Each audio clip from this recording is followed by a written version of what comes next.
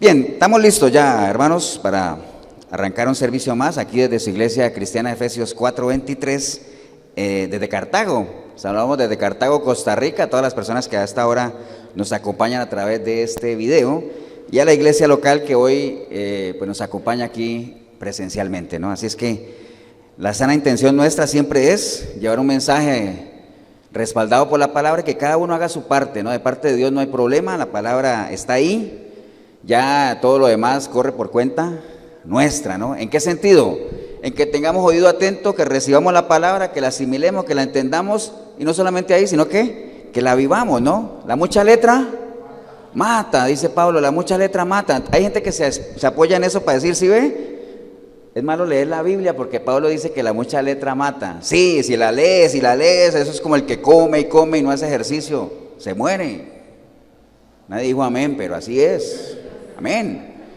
Vamos, hermanos, vamos a ir directo a la palabra. Busquen sus Biblias, el libro de Santiago, capítulo 1. Santiago, capítulo 1, verso 22.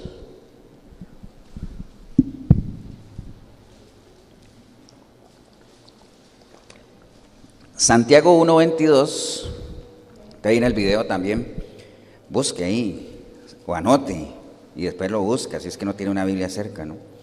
Santiago 1, 22. Me regalan un amén, hermanos, cuando lo tengan. ¿Estamos todos? Santiago 1:22 dice la palabra: pero sed hacedores de la palabra, y no tan solo oidores, engañándoos a vosotros mismos. Porque si alguno es oidor de la palabra, pero no hacedor de ella, este es semejante al hombre que considera en un espejo su rostro natural. Porque él se considera a sí mismo y se va, y luego se olvida de cómo era. Padre, te damos gracias en este día por tu palabra, Señor, que nos la has dejado precisamente para eso, para que meditemos en ella, para que la escuchemos, para que la entendamos, para que por medio de ella nosotros seamos enteramente preparados, Señor. Estamos viviendo tiempos difíciles, tiempos complicados, tiempos cada vez más anticristianos, Señor, y necesitamos estar armados, y como nuestra lucha no es ni contra carne ni sangre, sino espiritual, contra potestades y todo lo que ya conocemos, necesitamos también armas espirituales. ¿Y qué mejor arma que la espada del Espíritu, que es tu palabra, Señor? Así es que te damos gracias por la oportunidad que nos das de hoy estar en torno a ella, Señor, con oído atento, Señor, para aprender, para poder hacer vivencia a todo lo que aprendamos, Señor. Te damos gracias en el nombre precioso de Cristo Jesús. Amén. ¿Pueden tomar asiento, hermanos?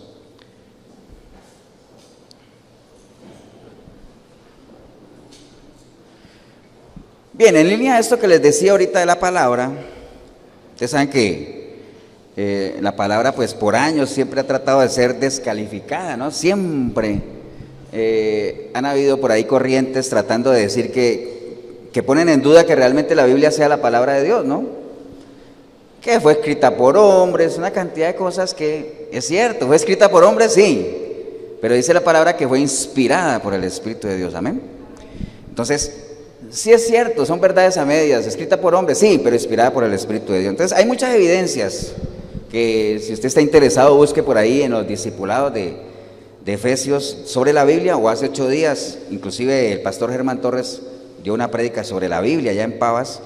Hay muchas evidencias para poder demostrar uno que la Biblia es la palabra de Dios. Pero bueno, ese no es el tema. Lo que sí quería comentarles es que en línea a eso hay mucha gente que se apoya en decir que no leen la Biblia porque es que la Biblia está escrita en un lenguaje muy complicado, ¿no? Es que es complicado leer la palabra, pastor, usted no tiene idea. Eso está lleno de ¿qué? De metáforas, de mucha semántica, mucha cosa rara. Ahora, ¿es cierto o no es cierto? Sí, es cierto. En la Biblia usted encuentra una cantidad de figuras literarias que el Señor ha usado para transmitirnos su pensar. Recuerde que cada vez que usted abre la Biblia, usted abre la mente de Dios, amén. Cada vez que usted lee un versículo, usted está leyendo un pensamiento de Dios. Por eso es que nosotros tenemos que hacer nuestra la palabra, ¿para qué? Para que no se cumpla en nosotros aquello que está escrito, que dice el Señor: es que mis pensamientos no son tus pensamientos. Claro, si usted está apartado de Dios, sus pensamientos jamás serán los pensamientos de Dios, porque si usted está apartado de Dios, ¿está apartado de qué? De la palabra, amén. Pero si yo agarro todo esto que son pensamientos de Dios y los hago míos, va a llegar un momento en que voy a pensar como Él y se va a hacer en realidad en mi vida aquello que está en 1 Corintios 2:16, que dice que nosotros tenemos la mente de Cristo. Amén. ¿Qué es tener la mente de alguien? Pensar como esa persona. Acuerda que siempre les pongo el ejemplo de que a uno de niño le decían, ese niño tiene la mentalidad del papá. ¿Por qué? Míralo. Camina como el papá. Es que caminan igualito. Habla como el papá, o sea, actúa como el papá. Tiene la mentalidad del papá. Entonces, por ahí va el asunto. Ahora, es cierto, la Biblia está llena de parábolas, de fábulas, pero precisamente por eso es que el Señor siempre ha usado esas estrategias para que nosotros podamos entender. Por ejemplo, lo de las parábolas. Todos sabemos que las parábolas son relatos naturales.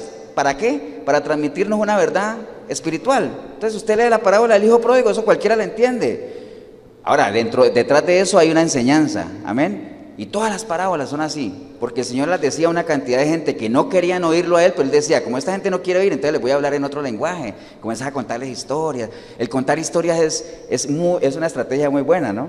Alguien que no quiera saber nada, Dios te dice, pero vení, te va a contar una historia. Y le cuenta una historia y detrás de eso puede haber una enseñanza. Y aunque la persona no quiera oír, tú le estás haciendo que oiga. Amén. Entonces, la Biblia utiliza parábolas y utiliza una figura literaria muy, muy valiosa que son las analogías. Esto que acabamos de leer es una analogía, donde Santiago usa la analogía de la palabra comparada con ¿qué? ¿Con un qué? ¿Ya se les olvidó lo que leímos? Con un espejo, ¿no? Dice que el que es oidor de la palabra y no es hacedor, es como aquel que se mira en un espejo y se va. Y después ya se le olvida de cómo se vio. Amén, eso es lo que vamos a hablar hoy, a qué se refería Santiago con eso, ¿no? Entonces, hace la analogía. Recuerde que una analogía es cuando usted hace una comparación de una cosa con otra. Por ejemplo, cuando nosotros nos dicen, es que la Nueva Jerusalén van a ser ciudades con calles de oro. Es una analogía, ¿no? Porque nosotros, si nos podemos imaginar una calle, imagínese usted, cierre los ojos, imagínese una calle de oro. Usted se la puede imaginar, ¿cierto que sí? Todos sabemos que es una calle y todos conocemos el oro. Entonces, imagínese una calle de oro. ¡Wow! Eso es algo tremendo. Eso es como para que uno tenga una idea. Ahora, usted se lo puede imaginar porque usted tiene información en su mente. Si usted no tiene información aquí, usted no se lo podría imaginar. Entonces yo le podría hablar de muchas cosas de Dios, y si usted no tiene información de Dios, usted no se las puede imaginar. Pero ese no es el tema tampoco. Entonces, hace Santiago esta analogía de la palabra en el tema de los espejos, y yo creo que todos sabemos para qué es un espejo, ¿o no? ¿Para qué es un espejo? Para uno verse, ¿no? A ver cómo está, para verme cómo estoy. ¿Y sabe cuál es una particularidad del espejo? El espejo no miente. El espejo no miente. Ahora, usted dirá, pastor, pero ¿será que está hablando de los mismos espejos? Porque en esa época de Santiago no existían los espejos. El espejo se inventó hace 200 años. Bueno, es que en esa época usaban otros materiales, un pedazo de latón, no sé, algo así, o aluminios o lo que sea, pero había algo para verse. Entonces, si se menciona ahí de espejo es porque había cosas para uno reflejarse, ¿no? Entonces, este tema de los espejos, pues obviamente es para que uno se vea tal cual como es. Entonces vaya viendo la analogía, ¿no? Si la Biblia es como un espejo, entonces si el espejo me sirve a mí para verme, ¿la Biblia para qué me sirve? También. Ahora, lo que pasa es que hay que ver en qué contexto, ¿no? Que eso es lo que vamos a estar viendo, ¿no? Ahora, si el espejo es defectuoso, no cumple su función, ¿cierto, no? Porque si un espejo está manchado, quebrado, no cumple la función de yo poder verme ahí. Pero muchas veces no es problema del espejo. A veces el espejo está bienísimo, está perfecto, pero tenemos problemas de vista. Entonces, si yo tengo, por ejemplo, yo me quito la gafa y me asomo al espejo, de seguro que yo me veo como Richard Gere, porque tengo problemas de vista, entonces estoy viendo algo que no es. Y me pongo el espejo y ya veo la realidad. Digo, me pongo la gafa, ¿cierto que sí? Entonces, en el caso de la palabra no tiene problema. O sea, ese espejo es infalible. Muchas veces el problema es lo que nosotros queremos ver, ¿no? Hay un dicho por ahí que dice que todo depende ¿de qué? Del cristal con que se mire. Entonces, por eso nosotros tenemos que tener una buena información aquí para saber cómo estamos viendo las cosas. Entonces, muchas veces el problema no es del espejo, el problema es de nosotros que tenemos mala vista, ¿no? Tenemos problemas de visión. Ahora, otro problema también de los espejos es que a veces no se usan como deberían usarse, ¿no? Yo creo que en todos los hogares cristianos hay espejos, amén o no. Por lo menos un espejo. Ahora, yo me atrevería a decir que en la mayoría, por lo menos hay una Biblia. Debería, ¿no? Y si no hay una Biblia, la gente tiene internet, o sea, el acceso está. Amén. El tema es que no se usa como debería usarse o con la frecuencia. Obviamente sabemos que hay gente que necesita usar, estamos hablando de los espejos naturales, necesita usar los espejos con más frecuencia que otros, ¿no? Las mujeres lo usan más, aunque no crea. Ahorita hay hombres que se demoran más de frente al espejo que las mujeres. Pues no importa. El asunto es, algunos necesitan arreglarse más, se miran más con detalle, y lo que está diciendo Santiago ahí en esa analogía, él no está diciendo entre aquellos que se miran y no se miran en el espejo. No, él está hablando de los que se miran en el espejo y se van, y aquellos que se miran y hacen algo con lo que están viendo. Porque no vamos a hablar de los que leen o no leen la palabra, porque los que no leen la palabra, usted sabe que el Señor dice, los que son míos, oyen mi palabra, o la leen, o la escudriñan. Ahora, los que no son míos, ¿todo esto les parece qué? Locura. Entonces ni lo van a ver, ¿no? El problema es cuando usted dice que es de Dios, porque recuerde, si usted dice que es cristiano, ¿qué pasa? Dios espera todo de usted. ¿Amén o no? Ahora, si usted no dice nada, no se preocupe, Dios no espera nada de usted, absolutamente nada. Hace mucho tiempo les compartí algo que dijo Ricky Martin, ¿se acuerdan? Que el Ricky Martin dijo, la Biblia no tiene ninguna autoridad sobre mí. ¿Se acuerdan que una vez se los comenté? Pues eso salió publicado. Entonces uno decía, qué curioso, ¿ah? Yo creo que no hay una persona más ubicada que Ricky Martin. Es cierto, la Biblia no tiene ninguna autoridad con él. ¿Por qué? Porque él no es una persona de Dios. ¿Amén o no? Ahora usted dirá, pastor, ¿y es que usted lo conoce por dentro para decir que no es de Dios? Bueno, pues por la forma en la que vive, eso yo me atrevo a decir que vive en contra de lo que Dios tiene establecido en su palabra. Pero bueno, ese tampoco es el tema. No quiero salir de ahí. Entonces, este tema de los espejos, obviamente a medida que va avanzando el tiempo, lo que nosotros en lo natural vemos en el espejo va cambiando, ¿cierto? ¿Sí? Yo me asomo al espejo natural y no es lo mismo que yo veía hace 20 años. Veía más pelo, menos cachete, menos panza, menos arrugas. Amén. Entonces va cambiando a medida que va pasando el tiempo lo que uno va viendo ahí. Pero acuérdense que como en las matemáticas de Dios es al revés, entonces a medida que uno en el espejo natural ve por fuera que las cosas se van desgastando, como dice la palabra, que ciertamente, por aquí tenía el versículo para dárselos, 2 Corintios 4:16, 2 Corintios 4:16 dice, por tanto no desmayemos, antes, aunque nuestro hombre exterior se va desgastando, el interior no obstante se renueva, ¿qué? Cada día. Entonces ahí se hace realidad eso. En el espejo de Dios, que es la palabra, que es el espejo del alma, es al revés. Si es que usted tiene una relación sólida con Dios, entonces si usted en el espejo natural ve cómo se va desgastando por fuera, pero en el espejo del alma, que es la palabra, usted va viendo cómo su ser interior se va, ¿qué? Renovando, como cantaba vamos ahora, como las águilas. Usted sabía que las águilas se renuevan, ¿no? Por eso es que el cristiano se compara con el águila. Las águilas después de determinado tiempo cambian de pico, cambian de garras, cambian de plumas. ¿Usted sabía eso? No sé si lo sabía, entonces, tal vez usted no. Pero las águilas se rejuvenecen. Ellas después de un tiempo, ¿sabe cómo cambian las águilas de pico? ¿Cómo cambian de pico? O sea, comienzan a picotear las rocas hasta que se lo tumban y les sale un pico nuevo. Las garras, hasta que las tumban y les salen garras nuevas. Las plumas, algunas se les caen y les salen otras nuevas. Hay algunas plumas de las águilas que no se caen solas. ¿Y sabe qué tienen que hacer? Arrancárselas, pero les salen nuevas. Entonces el águila se renueva, se rejuvenece. Así es el cristiano. Tiene que renovarse, amén. Y hay otra serie de analogías. Mire, esas analogías se usan del cristiano con el águila, que el águila no nació para vivir en cautiverio, porque si usted metió un águila en una jaula, probablemente se muere, porque ese no es su estado natural. El ser humano no nació para vivir esclavo del pecado tampoco, ¿me entiende? El águila es selectiva, donde hace su nido, en las alturas. El ser humano, el cristiano, debería ser selectivo también donde hace su nido, su hogar, tiene que ser en el reino de Dios, rodeado de águilas. Entonces, ese tampoco era el tema, pero entró ahí, ¿no? Entonces, así como las águilas se rejuvenecen, nuestro ser interior también, ¿qué? Se va renovando, pero eso lo vemos ¿dónde? En el espejo del alma, porque si usted lo ve en un espejo natural, lo que va a ver es Menos pelo, lo que les dije ahorita, ¿no? ¿Estamos, hermanos? Entonces, como les decía, la Biblia, al igual que los espejos, están en todas las casas. El problema es que no se les da el uso que deberíamos darle, ¿no? ¿Amén o no? Entonces, Santiago obviamente nos habla de eso, la gran diferencia entre esos dos grupos, de la gente que es oidor de la palabra y no es hacedor. Dice que si usted es oidor y no hacedor, ¿usted se engaña a quién? A sí mismo.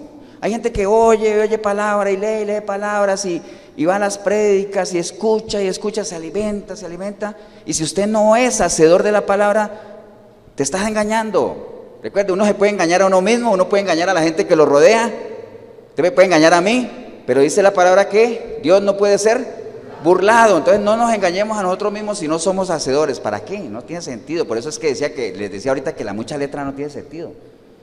Hay que ejercitarse, hay que dar, como eso decía Pablo, lo que yo he recibido por gracia lo doy, porque no es mío, soy deudor. Amén. ¿Amén o no? Entonces, obviamente, cuando Santiago nos hace esa advertencia es porque la Biblia fue escrita y nos fue dejada precisamente para que nosotros nos miremos en ella, pero no solamente nos miremos como cuando uno se mira en un espejo. Es que si usted se mira, miren lo natural, la analogía. Si usted antes de salir de su casa, usted se mira en el espejo, yo estoy seguro que si a usted no le gusta lo que ve, usted se está un ratito ahí, ¿no? Yo esta mañana lidié porque esta corbata me queda torcida y todo eso, y se peina y se acomoda y está ahí, vuelve y se mira, ¿cierto que sí? Las mujeres más todavía, y se retocan, y hasta que uno le guste lo que ve ahí, uno se va. ¿Amén o no? Así debería ser con la palabra. ¿No te gusta lo que ves aquí, en el espejo del alma? Tienes que hacer algo, hay que hacer algo. No se puede, porque dice que si usted es así, se engaña a sí mismo. Mira, eso es como les voy a poner esta ilustración de cuando uno tiene que llevar los carros a Riteve. Uno tiene que llevar, para la gente que nos ve en otros países, por ejemplo en Colombia la evaluación de Riteve se le conoce como, es un nombre más corto, aquí es Riteve. ¿Sabe cómo es en Colombia? Revisión técnico-mecánica. Más largo, ¿eh? Aquí es Riteve. Allá es una revisión técnico-mecánica de los carros, pues que hay que llevarlo. Entonces, a mí siempre me dicen pastores, bueno, no pastor, porque a mí fuera de la iglesia yo no esperaría que me digan pastor, ¿cierto que no? Entonces me dicen, ¿usted necesita llevar el carro a Riteve? Llévelo, que ellos le dicen todo lo que tiene, y hágale lo que ellos le digan que tiene que hacer. ¿Cierto que sí? Eso es lo que le recomiendan a uno. A mí no me gusta eso. O sea, yo tengo mi mecánico que yo le llevo el carro, él me lo revisa, él me dice, hay que hacerle esto, además le hace eso y me lo entrega ya con el sticker ahí. Entonces me dice, no, pero es que de pronto le dan la cabeza. Pero es ahí donde está el asunto, que yo tengo que someter el carro, ¿qué? A una revisión de una fuente de confianza, que yo sepa que no me va a dar en la cabeza, que yo sepa que va a ser transparente, que conozca el carro, porque como es el mismo mecánico de siempre, cuando le digo, me toca Riteve, dice, ese carro siempre son los gases. Usted ya lo conoce, ¿cierto así? Entonces, si usted somete la revisión a alguien de confianza, usted va tranquilo. Entonces, imagínense ustedes, ¿quién nos conoce más a nosotros que aquel que nos hizo? Amén. ¿Y por medio de dónde? Por medio de la palabra, porque nosotros hemos sido hechos por la palabra y sustentados por medio de la palabra. Entonces, ¿quién conoce más el Espíritu de Dios si no es el Espíritu Santo? ¿Quién conoce más a nosotros si no aquel que nos ha creado? ¿Acuerdan cuando a veces les he dicho que cuando uno compra un artículo, lo primero que uno debería hacer es ir a leer el manual del artículo para poder sacarle gusto? Amén. Es lo menos que uno hace. Usted compra algo y lo primero que bota es el manual. ¿Cierto que sí o no? Entonces, aquí está nuestro manual, aquí está la fuente más confiable, transparente, que va a ser para nuestro bien, que nos va a decir qué es lo que tenemos que hacer. No hagamos como algunas personas que van a llevar el carro a Riteve y no lo revisan nada, sino que lo enceran, les betunan las llantas, le echan agua. Lo más interno que se le hace es echarle agua. Y resulta que lo lleva uno allá y cuando le dicen, no, si el carro está mal de frenos, está descompensado, le falta una rótula, ¿me entienden? Porque esa gente sabe. Entonces uno no puede engañar a nadie con lo exterior, porque Dios ve más allá. ¿Estamos, hermanos? ¿Amén o no? Entonces, una cosa que yo creo que todos anhelaríamos, porque es algo que yo creo que a nosotros nos gustaría, yo creo que todos coincidimos ahí, en algo que a uno le gustaría, es poder leerle la mente a la gente. ¿Cierto que sí? Eso sería interesante, ¿no? Por ejemplo, Jorgito, que me está viendo así como tan raro, yo quisiera saber qué está pensando. Entonces, ustedes no sé si vieron una película que se llamaba Lo que las mujeres quieren. Lo que las mujeres quieren, que ahora no me van a decir, pastor, pero esa película no es cristiana. Cuidado, no ven películas que no sean cristianas, ¿no? Es una película de Mel Gibson donde él medio se electrocuta porque él es como un agente de publicidad. Y entonces de un momento a otro él comienza a escuchar los pensamientos de las mujeres. ¿Se la vieron o no? ¿Solo yo veo esas películas? ¡Qué barbaridad! Y entonces, claro, él casi se vuelve loco porque, imagínense, bueno, es que una cosa es escuchar los pensamientos de la gente y otra cosa es de las mujeres. Ahora usted dirá, pastor, es que las mujeres no son gente, sí, pues es que con solo las mujeres basta y sobra, ¿no? Entonces el hombre iba por la calle y era una cantidad de cosas. Entonces, como él desarrolla campañas de publicidad, entonces él sabía lo que las mujeres querían porque le escuchaba los pensamientos. Entonces, esta es una película ahí. Ahora sí, pastor, ¿me la recomienda? No, es buena, pero mejor véase una película bíblica. Está bien, pero entonces, eso es lo que uno quisiera, ¿cierto? Ahora, eso es fantasía. Uno no puede leerle la mente a nadie, escuchar los pensamientos de nadie. Pero aún así, Dios, por medio de su palabra, nos dice que sí es posible saber lo que una persona piensa sin conocerle sus pensamientos. ¿Cómo? ¿Cómo creen ustedes? Por lo que la gente habla, porque dice la palabra que de la abundancia del corazón, o sea, entendiendo que el corazón es el principio de los pensamientos y de los sentimientos, de la abundancia de sus pensamientos, ¿qué pasa? La gente habla, ¿amén? Entonces, ¿usted quiere saber cómo es una persona? Póngala a hablar, para ver qué hay en su corazón, cuáles son sus sueños, sus anhelos, si es una persona que tiene temor de Dios o no, si ama a su familia, cómo habla de sus hijos, de sus hermanos, de lo que sea, ¿no? ¿Qué es lo que la persona habla? Por eso es que cuando la gente no habla mucho, pues uno se queda como en eso, decir, es que esta persona no habla, ¿no? ¿Cómo será? Hay otros que hablan mucho, ¿me entiende? Entonces, recuerde que los extremos siempre son malos. Entonces el Señor nos recomienda siempre esa estrategia de que nosotros podemos saber lo que las personas hablan, porque mientras que un espejo natural te refleja el rostro, uno lo puede ver ahí, el espejo del alma, o sea, lo que uno es, porque dice la palabra en Proverbios 23:7, que tal cual es el pensamiento de todos nosotros, así somos.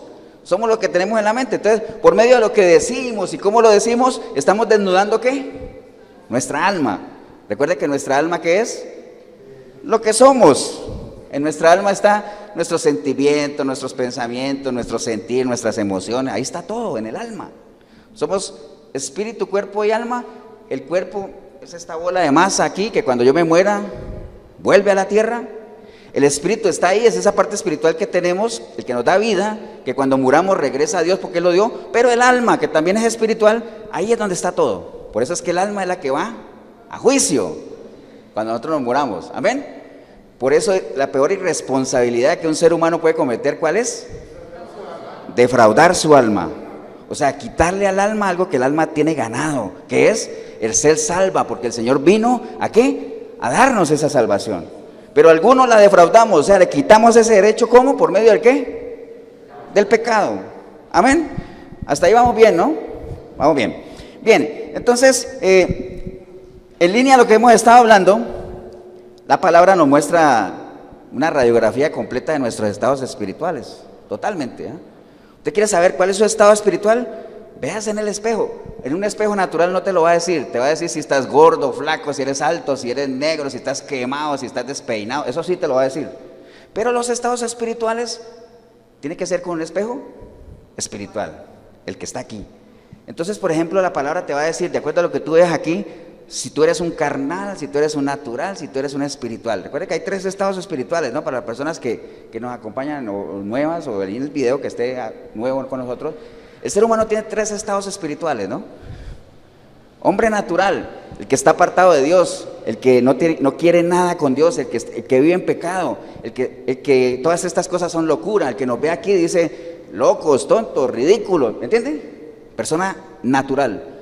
Cristiano, carnal, el que estando allá decidió entregarle su vida a Cristo, pero todavía no ha renovado el espíritu de su mente, o sea, sigue teniendo información de allá, tiene que entrar en el proceso de Efesios 4:22, 23 y 24, despojarse de lo que era, renovar su forma de pensar, ir a otro nivel.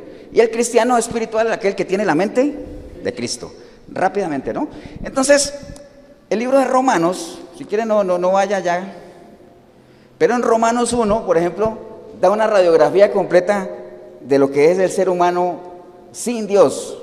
Y lo voy a leer así, pero a la velocidad del relámpago. Dice Romanos 1, 22, dice, por ejemplo, dice, profesando ser sabios, la idea es que usted, viéndose en este espejo, no diga, wow, entonces mi estado espiritual, ¿cuál es? Dice, profesando ser sabios se hicieron necios y cambiaron la gloria de Dios incorruptible en semejanza de imagen de hombre corruptible, de aves, de cuadrúpedos y de reptiles. Por lo cual, también Dios los entregó a la inmundicia en la concupiscencia de sus corazones, de modo que deshonraron entre sí a sus propios cuerpos, ya que cambiaron la verdad de Dios por la mentira, honrando y dando culto a las criaturas antes que al Creador, el cual es bendito por los siglos. Amén. Por esto Dios los entregó a pasiones vergonzosas, pues aún sus mujeres cambiaron el uso natural por el que es contra la naturaleza. De igual modo también los hombres, dejando el uso natural de la mujer, se encendieron en su lascivia unos con otros, cometiendo hechos vergonzosos hombres con hombres, y recibiendo en sí mismos la retribución debida a su extravío. Y como ellos no aprobaron tener en cuenta a Dios, Dios los entregó a una mente reprobada para hacer cosas que no convienen, estando atestados de toda injusticia, fornicación, perversidad, avaricia, maldad, llenos de envidia, homicidios, contiendas, engaños y malignidades, murmuradores, detractores, aborrecedores de Dios, injuriosos, soberbios, altivos, inventores de males, desobedientes a los padres, necios, desleales, sin afecto natural, implacables, sin misericordia, quienes habiendo entendido el juicio de Dios, que los que practican tales cosas son dignos de muerte, no solo los que las hacen, sino que también se complacen con los que las practican. Amén. Una radiografía del ser humano sin Dios. ¿Dónde lo vemos? Solo en este espejo. Porque eso no lo va a ver. Un adúltero no se asoma en el espejo y no se va a ver. Ay, mira, sí, soy adúltero. No, estoy despeinado. Soy adúltero, pero estoy despeinado. Entonces, ese es el espejo que realmente es una radiografía del ser humano sin Dios. También, obviamente, si usted es un cristiano que está renovando su mente, también te va a decir cuál es la característica. ¿Se acuerdan cuando Pablo le dijo a la gente, a la iglesia? Si le dijo a la iglesia es porque eran cristianos, pero les dijo, mire, en ustedes todavía sigue habiendo ¿qué? Pleitos, envidias. Son cristianos, pero sigue habiendo eso. Son carnales. Renueven su pensamiento, sálganse de ahí. Recuerden que hay un principio que dice que el que piensa como antes es cuestión de tiempo, ¿para qué? Para que vuelva a vivir como antes. Amén. Y en la parte espiritual, pues, hay muchas formas, ¿no? Entonces, el mejor espejo que nosotros tenemos para ver qué tipo de corazón tenemos, qué tipo de personas somos, es la Biblia, ¿no? Eso lo tenemos completamente claro. Entonces, en la palabra, nosotros nos podemos ubicar, hay muchos ejemplos ahí. Recuerda que hay un versículo que dice que en la multitud de consejeros, ahí está ¿qué? Ahí está la sabiduría, ahí está el consejo. ¿Amén o no? Entonces, hay muchos ejemplos ahí que nos permiten a nosotros vernos y reflejarnos y decir, wow, así, ¿se acuerda cuando hicimos el ejercicio de Semana Santa que habían personajes y le dijimos, bueno, ubíquese con uno, a ver cuál es usted? ¿Amén o no? Entonces, aquí hay muchos ejemplos de cómo nos podemos nosotros ver y en quién nos podemos ver reflejados, ¿no? Entonces, por ejemplo, voy a ir a uno nada más, que está en Lucas, y no lo voy a leer porque es una historia muy conocida. En Lucas, capítulo 5, el Señor menciona lo que es la pesca milagrosa. ¿Acuerdan que la pesca milagrosa, Pedro todavía no era discípulo del Señor? Porque precisamente ahí fue donde lo conoció. Entonces, en Lucas capítulo 5, cuando el Señor se encontró ahí, dice que él vio dos barcas, porque ¿se acuerdan la historia? Que él vio a esos muchachos no, ya viejos, pero los vio ahí, que no hayan pescado nada, no hayan agarrado nada. Yo creo que no hay mayor frustración para un pescador que no pescar. Bueno, para todo el mundo, pero como estamos hablando de pescadores. Entonces, yo me alcanzo a imaginar a esa gente ahí limpiando sus redes, aburridos, porque después de una noche entera y no agarrar nada, qué frustración, ¿no? Entonces dice que él vio ahí dos barcas que estaban cerca de la orilla del lago y los pescadores, habiendo descendido de ellas, llevaban sus redes. Y entrando en una de ellas, que era de Simón, dice, le rogó que la apartase un poco a tierra y sentándose dice que él enseñaba desde la barca a la multitud. Entonces el Señor ya había visto el cuadro, esa gente estaba ahí afligida. Entonces él dijo, voy a hacer un milagro. O tal vez no dijo, voy a hacer un milagro. Esta es una buena oportunidad, ¿para qué?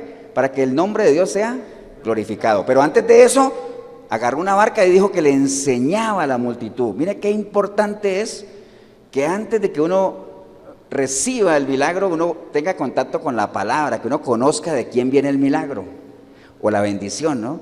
Porque si usted no sabe de quién viene la bendición, cuando la bendición pase, se fue la relación. Pero si usted sabe de quién viene, es como cuando alguien te ayuda, ¿no? A veces hay gente que ayuda de manera incógnita, entonces no hay forma, pero uno en el fondo, cuando uno recibe una ayuda, a uno le gustaría saber quién fue. ¿Para qué? Para agradecerle, ¿no? Pensé que iba a decir a alguien para volverle a pedir, no, para agradecerle. Amén, esa es la idea, ¿no? Pero entonces dice que cuando terminó de hablar, dijo a Simón, vete mar adentro y que eche las redes y todo lo que conocemos, ¿cierto? Pasó el milagro de la pesca milagrosa y todo. Y entonces más adelante dice, entonces hicieron señas a los compañeros que estaban en otra barca para que vinieran a ayudarle, y porque pescaron mucho. Dice, viendo esto, Simón Pedro cayó de rodillas ante Jesús diciendo, apártate de mí, Señor, porque yo soy un pecador. ¿Cómo supo Pedro que él era un pecador? Porque él ya había escuchado que el Señor había enseñado a la multitud, ya había dado el mensaje, amén. Entonces, uno nunca va a saber si uno es o no es un pecador, si uno ni siquiera sabe que es pecado. Es más, si uno ni siquiera reconoce que hay un Dios al que ofende, ¿cómo va a saber uno que? ¿Por qué a uno en la católica le cuesta reconocer que uno es un pecador? ¿Por qué? Porque como a uno le han enseñado que Dios nos ama y que Dios es amor y todo eso, ¿me entiende? Como uno no conoce la palabra, entonces uno no se preocupa por eso. Por eso cuando la gente se confiesa ante los curas, uno lo que le cuenta al cura es lo livianito, ¿no? 2 o 3 cositas y lo livianito. ¿Amén o no? ¿Y por qué lo sé yo? 35 años siendo católico, lo sé. Uno lo cuenta 2 o 3 cosillas y ya vaya y haga eso y ya estuvo, ¿no? ¿Me entiende? Entonces Pedro supo quién era. Entonces la palabra, el espejo que está aquí, ¿nos sirve para qué? Para saber quiénes somos, qué somos, cuál es nuestra condición. ¿Lo vemos a dónde? Aquí en la palabra. ¿Amén o no? Por ese lado. Ahora, ahí más adelante en Lucas 10, que tampoco lo voy a leer porque es una historia muy conocida. Lucas 10, 25, que habla del buen samaritano. ¿Se acuerdan? La parábola del buen samaritano. En esa parábola, bueno, si no la conocen, es que básicamente una persona la robaron y quedó herido ahí en el camino, y entonces resulta que estaba ahí herido y que pasaron un sacerdote, un levita, y vieron al herido ahí, siguieron derecho porque iban, la iglesia, el culto es a las 10, no pudieron pararse, pasaron de largo, ¿no? ¿Cierto que sí? ¿Quién pasó después? Bueno, pasaron los sacerdotes, los levitas y nada de eso. Después pasó un samaritano. Y ese samaritano, que era de un pueblo que no era judío, de hecho son como medio enemigos, el hombre vio al herido ahí, lo levantó, lo metió en su caballo, lo llevó a un mesón allá, donde había un mesonero, le dijo, mira, cúralo a él, cuídalo, aquí te dejo algo para los gastos, y si gastas más, yo después vengo y te pago. Entonces hizo eso, ¿no? El samaritano no se puso a pensar, ¿este será judío o será samaritano? ¿Qué le habrá pasado? ¿Será que es un ladrón que le dieron duro? No se puso a pensar en nada, lo levantó y se fue. Entonces en esa historia del buen samaritano hay varios personajes que uno se puede ubicar ahí y verse en ese espejo a ver con cuál se identifica. Por ejemplo, pensemos en estos 3 nada más: los sacerdotes y los levitas, que pasaron por ahí, vieron y dijo, voy tarde, sigo derecho. Entonces esa actitud nos muestra una actitud de ¿qué? De apariencia, de pura religión, de insensibilidad, ¿me entiende? ¿Cuánta gente no es pura apariencia, nada más? Decir, bueno, que me vean aquí golpeándome el pecho, como el fariseo aquel que decía, Dios, aquí me presento ante ti, Señor, que siempre hago tu voluntad, yo ayuno, hago de todo, Señor, no como ese pecador que ese sí está perdido, yo estoy bien, ¿me entiende? Pura apariencia, amén. Entonces, eso de los sacerdotes, una vida de pura apariencia, de puro amor. Dice la palabra que nosotros tenemos que si yo hago de todo, pero si no tengo amor, no soy nada. Entonces, ¿estamos practicando eso? ¿Sí o no? Hay que pesarse, hay que mirarse en el espejo para ver si lo estamos reflejando o no. ¿Amén o no? Ahora, hay otro personaje ahí que es el mesonero. El mesonero hizo su parte, ¿no? Cuidó al herido y todo, pero ¿él qué? Él recibió lo suyo, pues era su trabajo. Entonces lo hizo, pero ¿qué? Recibió su paga. ¿Amén, no? Ahora, hay mucha gente en el reino de Dios que hace sus cosas, que sirve, pero siempre está a la expectativa ¿de qué? De recibir algo.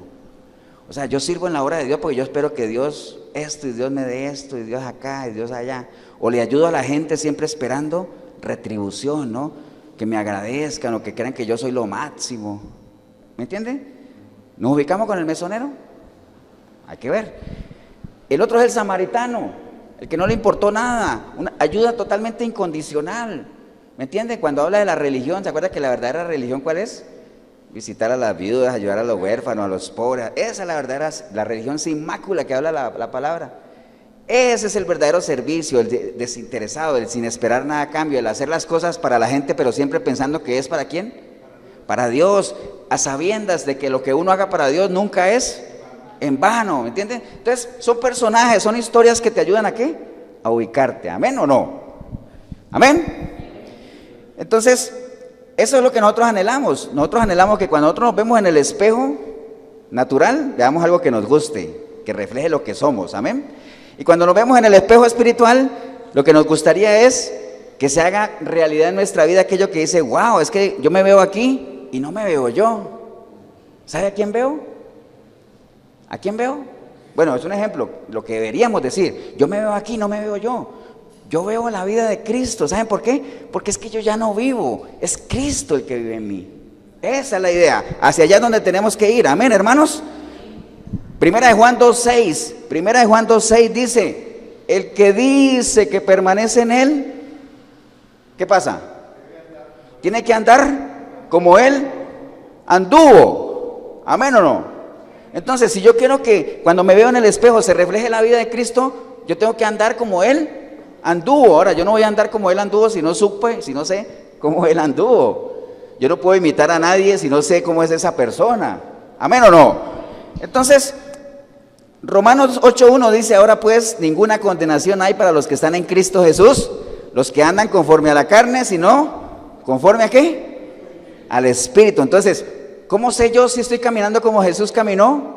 Depende, ¿estoy caminando en la carne o estoy caminando en el Espíritu? Porque el Señor caminó en el Espíritu. Entonces, en Gálatas, en el libro de Gálatas capítulo 5, del versículo 16 en adelante, también nos da una radiografía de lo que es andar en la carne y andar en el Espíritu. Nos habla de las obras de la carne que son visibles en el momento que la gente las practica, expuestas son, y nos habla de ¿qué? Del fruto del Espíritu, benignidad, gozo, paz, paciencia, todo eso.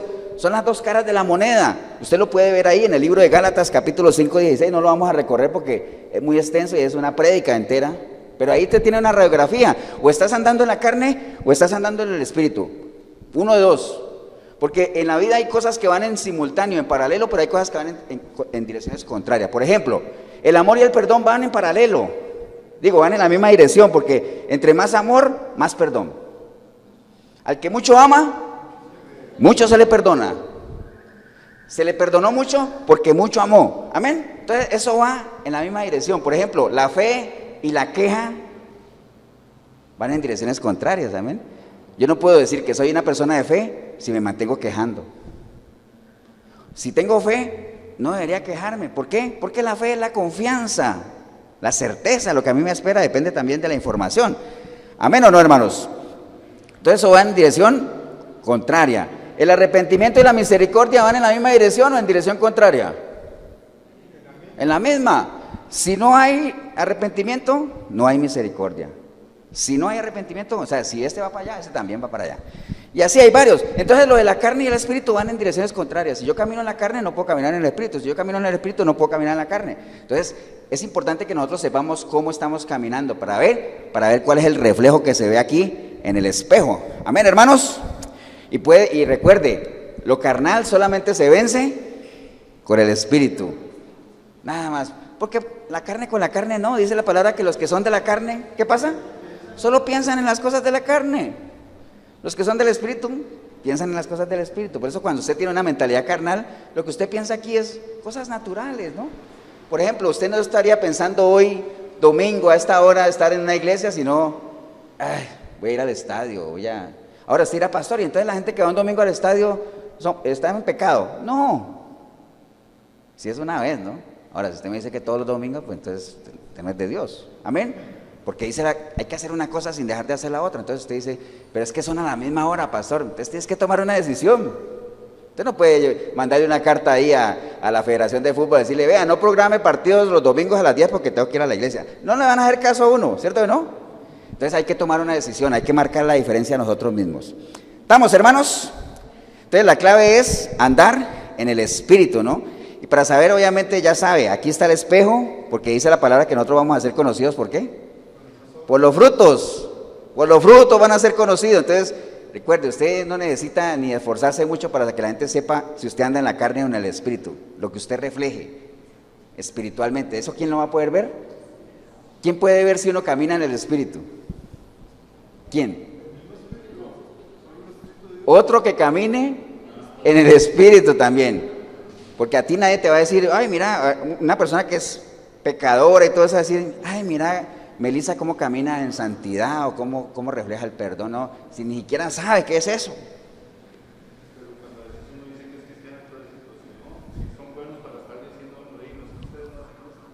Ah, bueno, dice Marquita, es que hay gente que afuera le dice a uno, oiga, pero usted ¿por qué hace eso si usted es cristiano? ¿Entiende? Ahora, lo que pasa es que, acuerde lo que dice la palabra, ¿no? Bienaventurado aquel que es, ¿cómo es que dice ese versículo? Bueno, lo voy a buscar de una vez para que... No, Gati, es que no quiero batearlo, pero ya se lo leo, un momentico. Es una bienaventuranza. Aquí, bienaventurados sois cuando por mi causa os vituperen y os persigan y digan toda clase de mal contra vosotros, mintiendo. Ahora, si yo estoy haciendo algo que está bien y me dice, ¿y usted por qué hace eso si usted es cristiano? Le digo, es que lo que yo estoy haciendo va en línea a lo que yo soy. Ahora, si me dicen a mí, pastor, usted es un ladrón, bueno, yo no soy ladrón, entonces a mí qué me interesa, ¿entiende? El problema es cuando yo lo sea, ahí sí.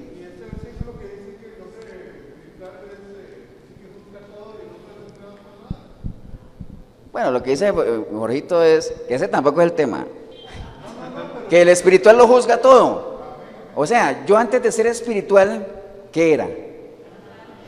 O sea, en un momento fui natural, en un momento fui carnal y ahora soy espiritual. Entonces, como yo ya conozco toda la fotografía, yo lo puedo juzgar todo, yo puedo opinar de todo, yo puedo opinar de cómo es la vida sin Cristo. ¿Saben por qué? Porque yo ya estuve ahí. Entonces yo lo puedo juzgar todo. Ahora, el que está acá no puede juzgar al espiritual porque no ha salido de aquí.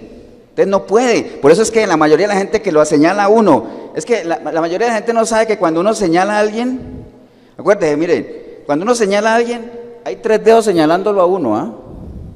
¿Acuerdan? Y hay uno que indica que arriba hay alguien que todo lo ve, ¿no? Entonces cuando alguien señale a alguien, nada más tenga en cuenta eso, ¿no? Mire que hay 3 señalándolo a uno mismo, ¿no? Entonces, pero ese tampoco es el tema. Entonces, sigamos con el tema porque no voy a avanzar, ¿no? Entonces, andar en la carne o en el espíritu, como les decía, depende de la forma en la que nosotros decidimos o actuamos, ¿no?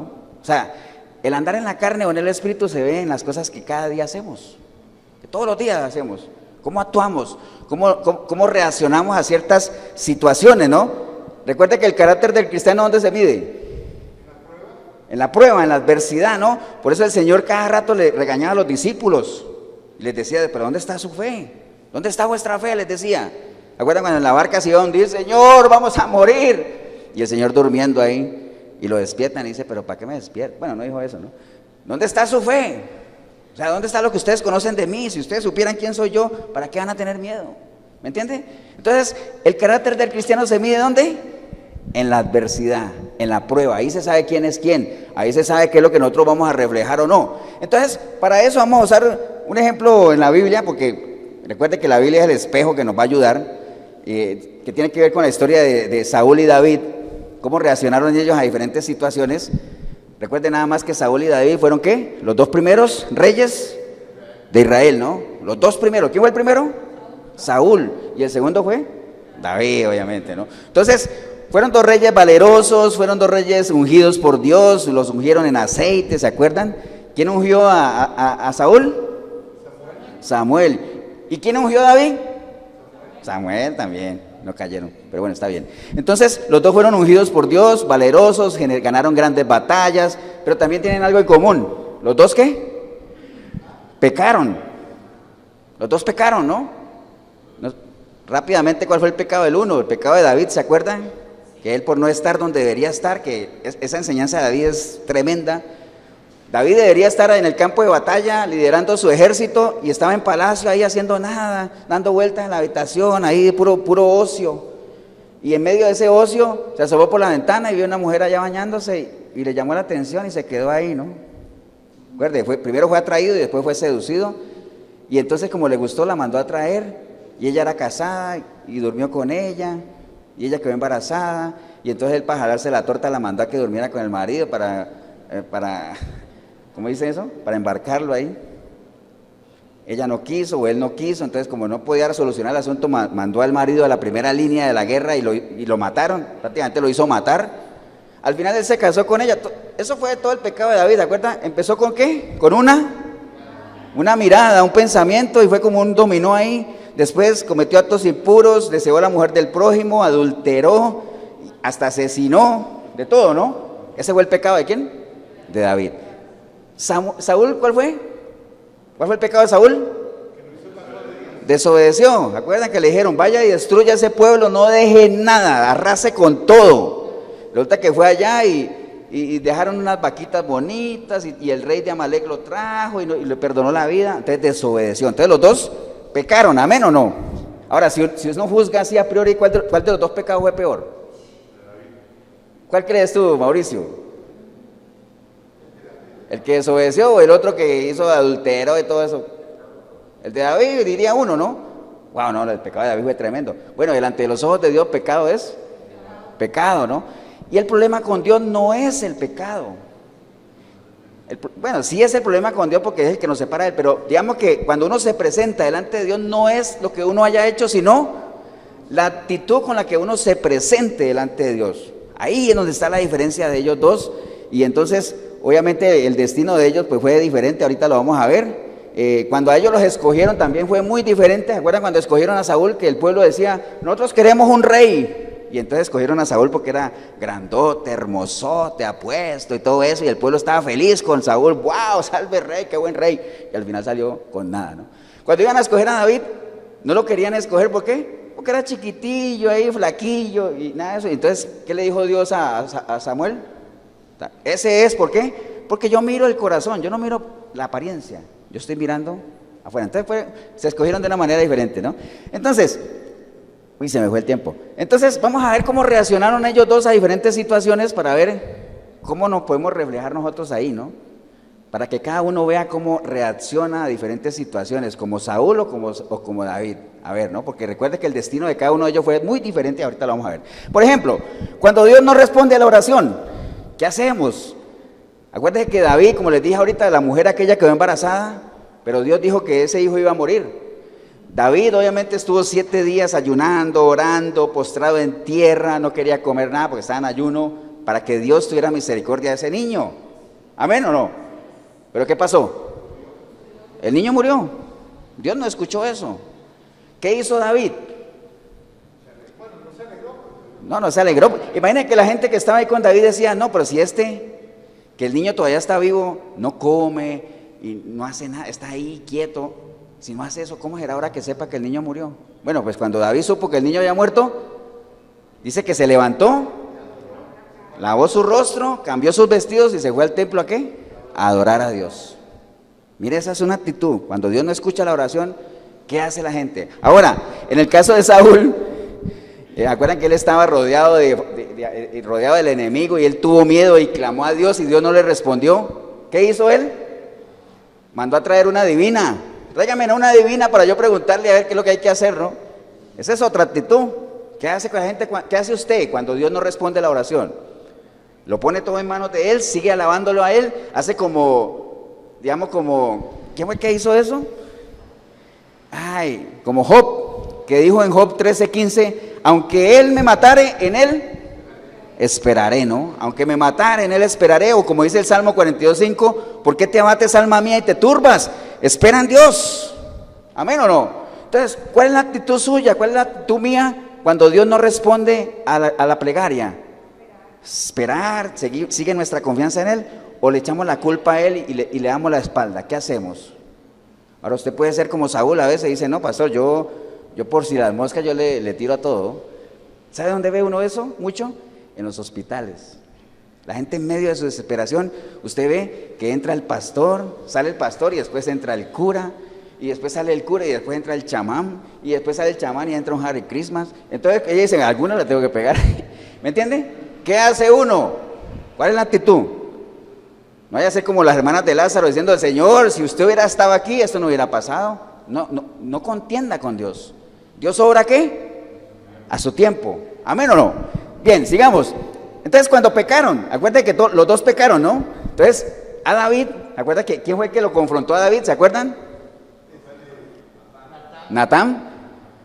Natán tuvo esa misión de ir a decirle a David que él había pecado, pero como, imagínense que Natán llegó y le contó una historia ahí, que alguien tenía, que este de aquí tenía muchas vaquitas y ese de allá tenía una sola vaquita, y entonces este de aquí, que tenía muchas vacas, quería hacer una fiesta, y en vez de agarrar una vaca suya, más bien le quitó la vaquita que tenía de allá, e hizo su fiesta. Entonces le dijo, ¿qué piensas tú de este que está aquí? Es un miserable, merece vivir. Ah, bueno, tú eres ese hombre, tú eres ese hombre. Y entonces ahí David supo lo que había hecho y se arrepintió, amén. Lloró amargamente. De hecho, el Salmo 51 es toda una plegaria de David, de esa desesperación del decir, Dios, no apartes de mí tu Santo Espíritu, Señor, no apartes de mí tu Espíritu. Esa era la preocupación de David, amén. Ahora, cuando Saúl pecó, ¿quién fue el que lo confrontó? Samuel. Y le dijo, tú desobedeciste, has sido desechado. ¿Sabe cuál fue la reacción de Saúl? Le dijo, bueno, pero entonces quédate aquí a mi lado para que la gente nos vea juntos. ¿Me entiende? Apariencia, para que la gente no supiera que Dios le había quitado su respaldo. Entonces, en vez de preocuparse de lo que Dios pensaba, ¿pensaba de qué? Le preocupaba lo que la gente pensara, ¿no? Entonces, esa es una actitud totalmente diferente, ¿no? Le preocupaba lo que la gente pensara de su pecado. Entonces ya vamos viendo eso, ¿no? Cuando Dios no responde a la oración, cuando pecaron, ¿cómo reacciona al temor de Dios? ¿Se acuerda que David, Saúl lo perseguía? ¿Se acuerdan, no? Hubo un momento en que David estaba escondido en una cueva y Saúl lo perseguía para matarlo, ¿cierto? ¿Sí? Entonces David estaba encerrado en la cueva, allá escondido, cuando un momento entró Saúl a descansar en esa misma cueva, dormido. Entonces David, viéndolo ahí, le decían, ahí aprovecha, mátalo, porque ese te anda persiguiendo. ¿Sabe qué dijo David? Yo no voy a hacer nada ¿contra quién? Contra el ungido de Jehová, porque sea como sea, esa persona fue ungida por Dios. ¿Había qué? Temor a Dios. Amén. Ese fue David. Ahora, en el caso de Saúl, acuérdate que Saúl, por ese afán de matar a David, dice la palabra que él asesinó a una población completa de sacerdotes. Un pueblo era compuesto por puros sacerdotes y los mató a todos. ¿En qué? En esa perseguidera que tenía contra David. O sea, cero temor de Dios. Nada de temor de Dios. Entonces, ¿cómo anda el temor de Dios para usted? Realmente tiene temor de las cosas de Dios, pero temor en la línea de no perder una relación con Él, no miedo, porque una cosa es tenerle miedo a Dios, otra cosa es tener temor a Dios. No miedo en el sentido de que, uy, qué miedo el infierno. Si a usted le da miedo al infierno, no es miedo a Dios, es miedo. Acuérdate que al infierno, ¿quién manda a la gente al infierno? Uno mismo. ¿Cuál diablo, Jorito? Uno mismo. Uno mismo es el que se manda al infierno con las decisiones que toma. ¿Amén o no? La gente dice, es que Dios, siendo un Dios de amor, ¿por qué manda a la gente al infierno? Dios no manda a nadie al infierno. Cada persona con su decisión decide qué. Vea, si yo salgo de aquí, voy allí, agarro un bus para Turrialba, ¿a dónde cree que me voy a ir a estar más tarde? En Turrialba. ¿Por qué? Porque eso lo decidí. ¿Cierto que sí? Entonces así es. ¿Estamos o no, hermanos?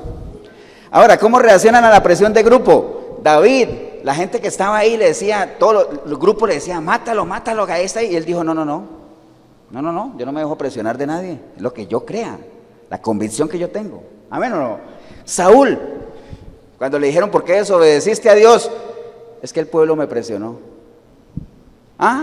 El pueblo me presionó. ¿Cómo reaccionamos a la presión de grupo? Los muchachos, ahorita hay mucha presión. ¿Cómo se hacen las cosas en el trabajo, en el colegio, en la universidad? Es que yo tengo que meterme ahí porque ahí es donde está el grupo, si no quedo fuera del grupo. Una cosa es estar en el grupo, otra cosa es participar de las cosas del grupo. Ahorita hay que estar ahí porque hay que hacerlo, pero no se dejen presionar, no se dejen influenciar, que nadie manipule o direccione lo que usted piensa, lo que usted siente, lo que usted actúa. Cada uno actúe de acuerdo a qué, a su convicción, a su fe, a la batalla de su fe que decía Pablo. ¿Amén o no?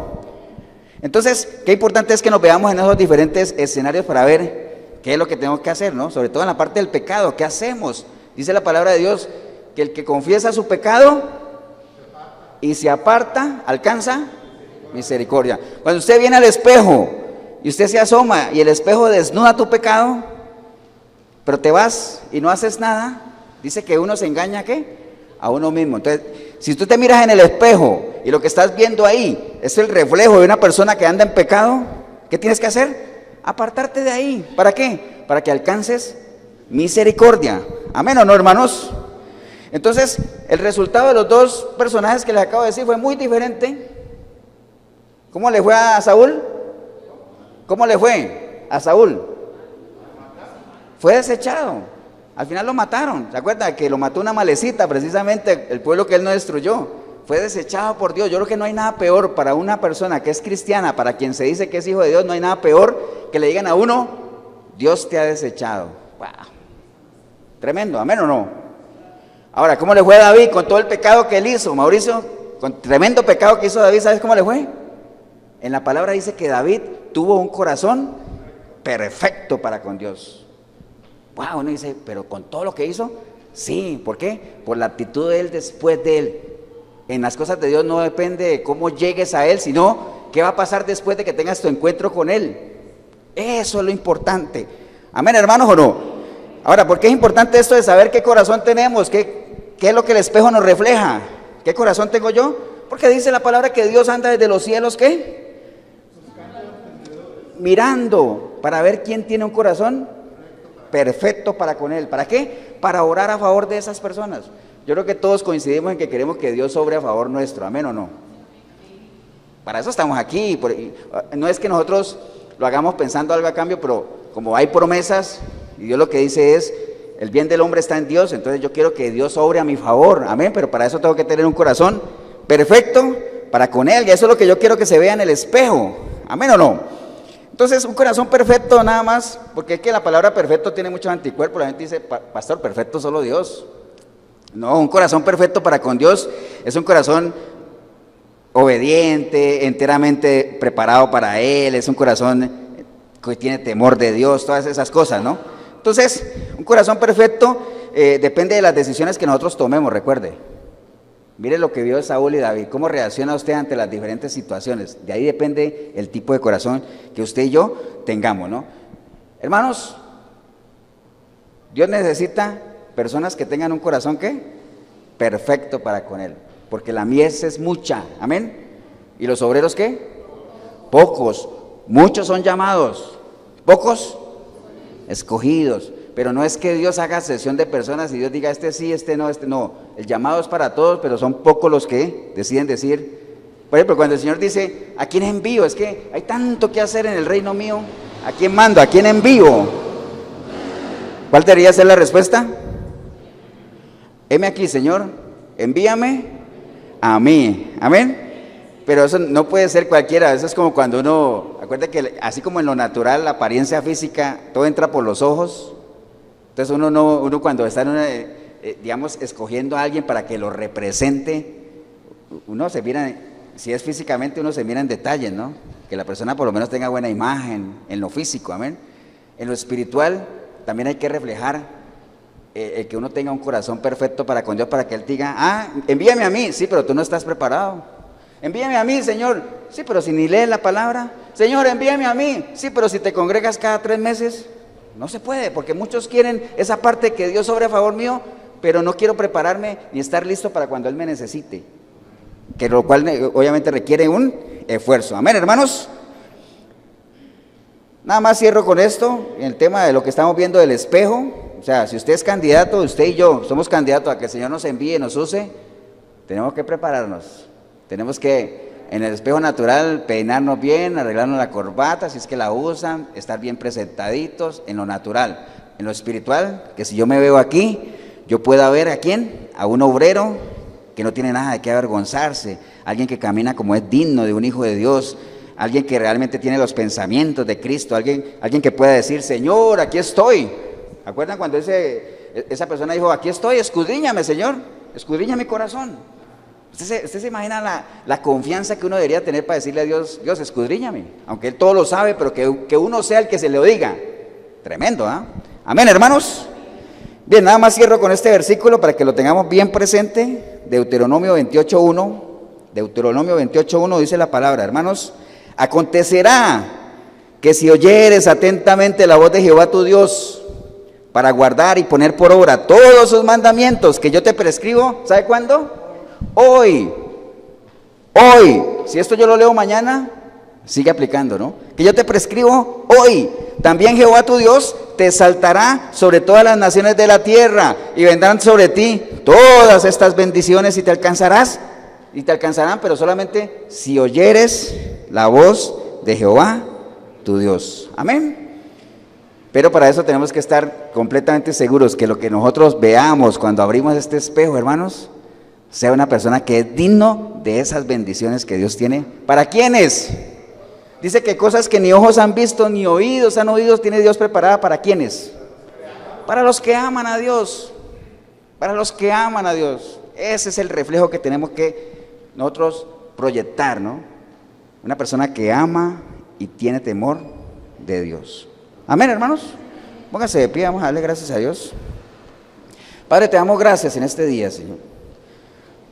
Una oportunidad que nos has dado de estar aquí reunidos en torno a tu palabra, Señor. Hoy hemos entendido, Señor, la importancia de ¿qué? De que lo que cuando miremos en tu espejo, que del alma, Señor, que lo que nosotros podamos ver ahí reflejado sea alguien que te enorgullezca a ti, Señor. Que se haga realidad lo que tú dijiste cuando el Señor iba a ser bautizado y que cada vez que tú nos mires a nosotros se diga, ese es mi hijo, esa es mi hija amada, en el cual yo tengo complacencia, Señor, del cual estoy orgulloso. Eso es lo que queremos alcanzar, Señor. Pero obviamente los que ya estamos en los caminos todavía nos falta muchísimo. Y los que no han arrancado, pues imagínense, ¿no? Imagínense. Deje el impío su camino. ¿Para qué? Para que sus pensamientos sean los mismos pensamientos de Dios y los caminos de esa persona sean los mismos caminos de Dios. Y si los caminos suyos son los mismos caminos de Dios, usted es candidato ¿a qué? A que usted camine como Él caminó. Pero si ese no es el caso suyo, usted tiene que entregarle su vida a Cristo, tiene que arrepentirse, tiene que pasar de muerte a vida, tiene que pasar de las tinieblas a la luz, tiene que pasar a ser parte del cuerpo del Señor. Y recuerde que todo cuerpo tiene una cabeza, que es Cristo en el caso de la iglesia.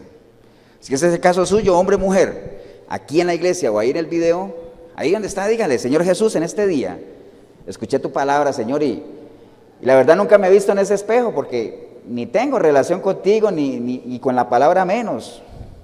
O cuando me he visto ahí, lo que veo me atemoriza, Señor, y más bien salgo corriendo. Pero no más, Señor, hoy yo decido, Señor, porque es una decisión personal, hoy yo decido entregarte mi vida a ti, Señor. Y para que yo empiece a verme bien en ese espejo, lo primero que necesito es ser limpio, Señor. Por eso clamo para que tu sangre preciosa me limpie de todo pecado, Señor. Tu Espíritu Santo venga a mí y a partir de hoy yo pueda comenzar a ser una nueva persona, Señor. Pero yo sé que es un proceso que apenas arranca, Señor. Y que cada vez que yo me mire en el espejo, si me veo en el natural, yo sé que me voy a ver más desgastado, pero cuando me vea en el espejo de tuyo, en el del alma, yo me voy a ver fortalecido, Señor, porque dice tu palabra que el corazón contento hermosea el rostro. Entonces, no importa que la gente me vea diferente, pero yo, confiado en lo que tú tienes para mí, Señor, me siento cada día más fuerte, más rejuvenecido, Señor.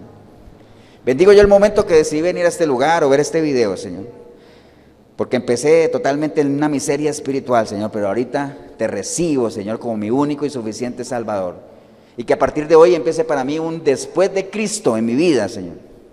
Y que yo pueda hacer más adelante un testimonio vivo de que hay poder en ti para transformar vidas, Señor. Te doy gracias en el nombre precioso de Cristo Jesús. Amén y amén. Damos un aplauso, hermano.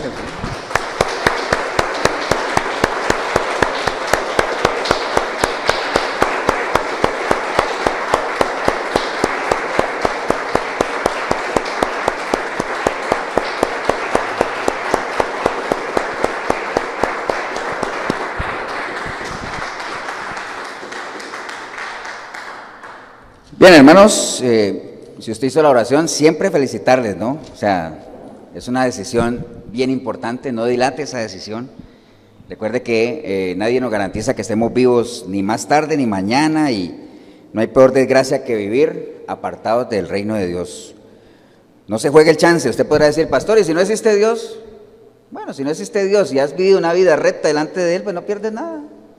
Ahora, si existe Dios y no le has entregado tu vida a Él, lo pierdes todo, ¿no? Entonces, si en algo le podemos ayudar, la iglesia de Efesios 4:23 de Cartago, costado norte de las ruinas, centro comercial El Dorado. Domingos, 10 de la mañana. 8772-5957 es mi número. Pastor Eber Molina, si en algo le podemos ayudar. Y también para que me avise si quiere venir y podemos registrarlo en la lista y nos acompaña un domingo de esos. Que el Señor los bendiga. Un abrazo. Nos vemos en una próxima oportunidad.